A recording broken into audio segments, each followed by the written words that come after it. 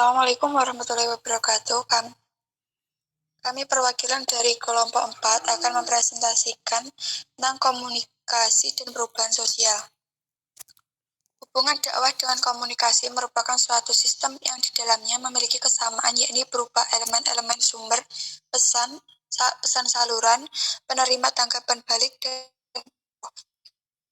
dan sama dalam dakwah secara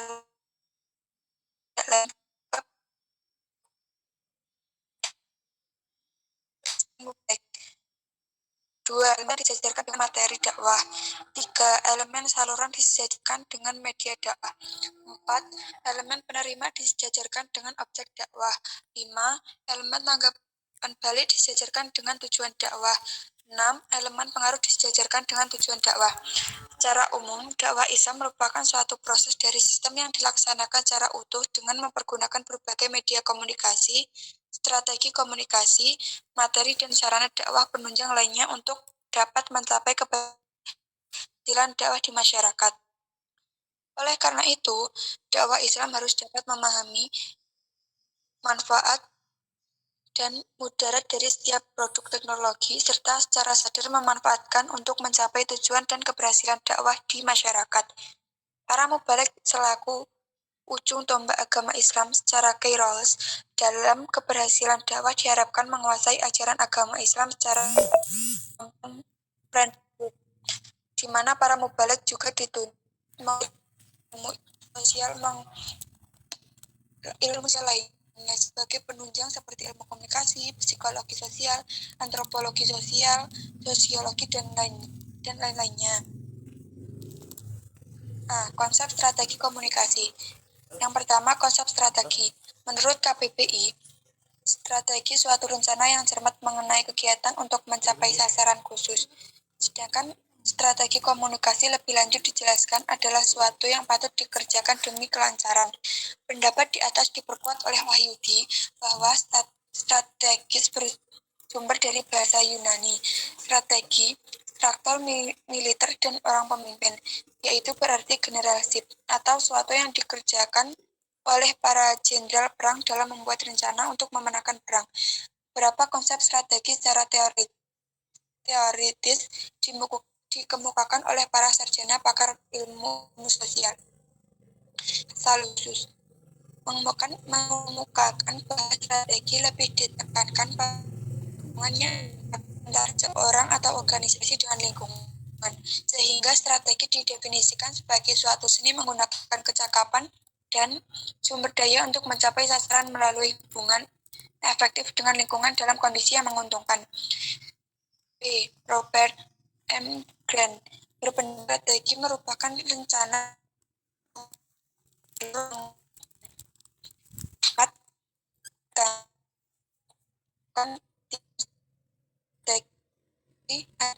strategi perencanaan manajemen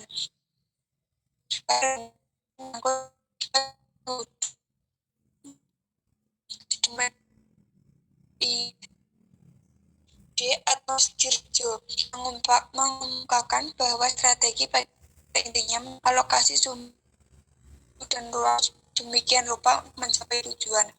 Dengan demikian, dapat dipahami bahwa strategi merupakan suatu kerangka rencana atau manajemen yang disusun secara sistematis untuk mencapai tujuan yang diinginkan. B.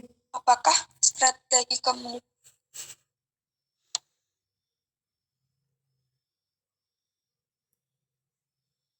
B. 2. Dasar pemilihan strategi. Iya, teman. Ya, gak apa-apa, lanjut. 2. Dasar pemilihan strategi dalam komunikasi. Sebelum strategi komunikasi yang tepat akan diikuti oleh orang lain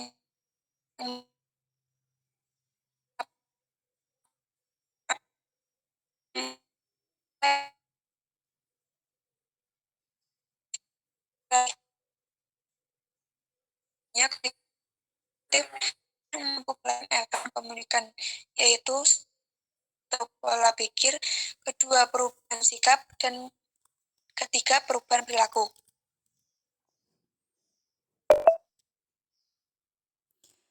B. Hakikat Dilanjutkan oleh Erika.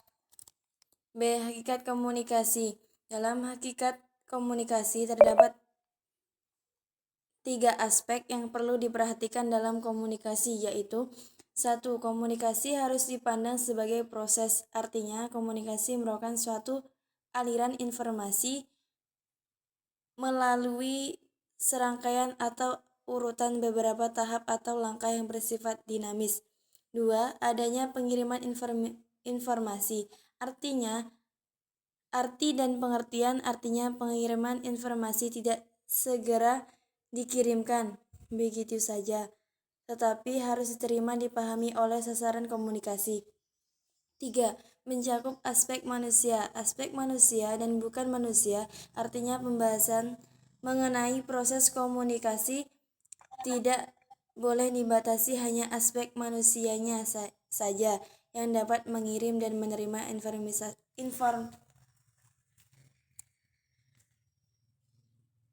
informasi.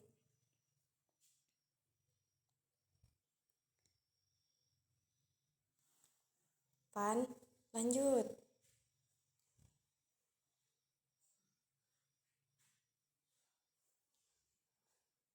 C. Proses komunikasi. Berangkat dari paradigma, membedakan proses komunikasi menjadi 2 tahap, yaitu 1. Proses komunikasi secara primer.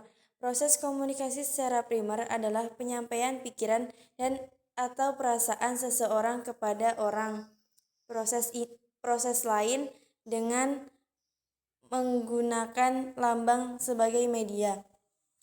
2. Proses komunikasi sekunder. Proses komunikasi sekunder adalah proses penyampaian pesan oleh komunikator kepada komunikan dengan menggunakan alat atau sarana sebagai media kedua setelah memakai lambang sebagai media pertama.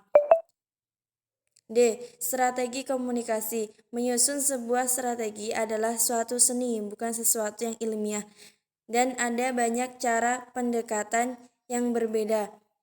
Untuk melakukan tugas ini, saran yang diberikan berikut ini hanyalah panduan yang tidak mempunyai aturan-aturan ketat.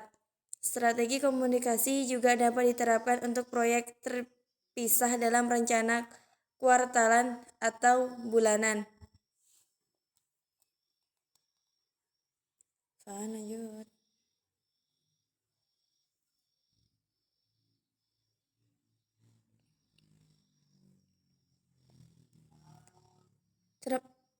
Strategi komunikasi dalam perspektif dakwah harus memperhatikan beberapa hal berikut. 1. Tujuan. Tujuan adalah kunci sukses strategi komunikasi. 2. Sasaran. Perlu mengidentifikasi sasaran Anda, dengan siapa Anda perlu berkomunikasi untuk mencapai tujuan organisasi. 3. Pesan. Mencari target yang strategis dan konsisten adalah kunci pesan organisasi. 4. Instrumen dan kegiatan. Instrumen dan kegiatan yang sesuai untuk mengkomunikasikan pesan kunci. Kita dapat memperoleh gagasan ini dari pendengar atau dari pesan-pesan atau kombinasi dari keduanya. 5. Sumber daya dan skala waktu. Aturan utama yang harus ditaati adalah selalu menepati janji. 6. Evaluasi dan amandemen. Pertimbangan melakukan audit komunikasi untuk memperkirakan efektivitas strategi komunikasi. 7. Dakwah Islam. Kegiatan dakwah merupakan kewajiban untuk semua umat muslim di dunia. Kegiatan berdakwah tidak melalui ceramah saja, tapi banyak cara untuk melakukan dakwah, bahkan media elektronik online. Selanjutnya dilanjutkan oleh Irfan.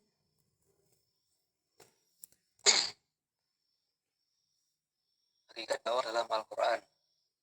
Hakikat dakwah dalam Al-Quran, istilah dakwah Islam dalam Kamus Bahasa Indonesia mengandung suatu pengertian suatu usaha untuk mengajak atau menyuruh untuk mempelajari dan mengamalkan agama Islam, yang berarti pula berkhutbah, memberi penerangan tentang ajaran agama, pengembangan. Kata dakwah dalam ilmu tata bahasa Arab tentu sebagai isim masdar dan berasal dari fi'il.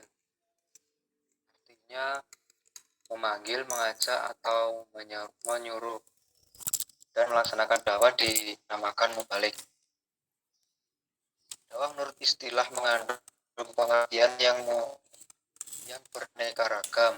Hal ini bergantung pada sudut pandang pada para ahli ilmu dakwah dalam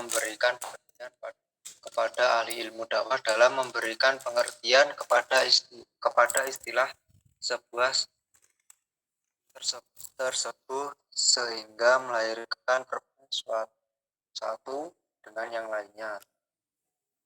Unsur-unsur sistem dakwah. Dakwah merupakan suatu aktivitas dalam Islam yang mempunyai unsur-unsur atau komponen pelengkap yang dikenal dengan komponen dakwah yang terdiri atau subjek dakwah, penyampaian informasi keagamaan pada umat manusia secara universal dan khususnya kepada umat Islam, di mana mubalik sebagai subjek dakwah biasa dikenal juga dengan dai, penceramah, juru dakwah, dan lainnya. Objek dakwah adalah dasarnya tidak terbatas pada sekedar orang-orang yang sudah berkeyakinan pada Islam sebagai agamanya secara khusus, tetapi seluruh umat manusia sebagai wujud bahwa ajaran agama Islam berparadigma rahmatan lil alamin, artinya dapat menjadi rahmat bagi seluruh umat dalam alam raya dan alam raya. Tiga materi dakwah. Penyampaian materi dakwah yang dalam ilmu komunikasi bisa disebut pesan komunikasi, yang mana sangat menentukan tujuan dan keberhasilan dakwah, sebab kegagalan dakwah yang disampaikan oleh para mubalik terkadang disebabkan muatan-muatan materi yang disampingkan jauh menyimpang dari kebutuhan yang diinginkan oleh objek dakwah atau masyarakat. 4. Media dakwah. Media dapat diartikan sebagai sarana atau saluran yang berhubung pesan yang banyak, manfaatkan bila komunikan jauh tempatnya atau jumlah komunikan yang banyak. 5. Metode dakwah. Keberhasilan mubalik atau dai dalam berdakwah banyak ditentukan oleh metode penyampaiannya, sedangkan metode dakwah yang sukses yakni yang berdasarkan klasifikasian kebutuhan penerima dakwah. Pesan dakwah. Pesan dakwah ini dalam Al-Quran diungkap beraneka ragam yang menunjukkan fungsi kandungan ajarannya. Melalui penyampaian pesan Islam, manusia akan dibebaskan dari segala macam bentuk kekufuran dan kemusyrikan. Dan presentasi dari kelompok kami dipersilakan. Terima kasih. Assalamualaikum warahmatullahi wabarakatuh.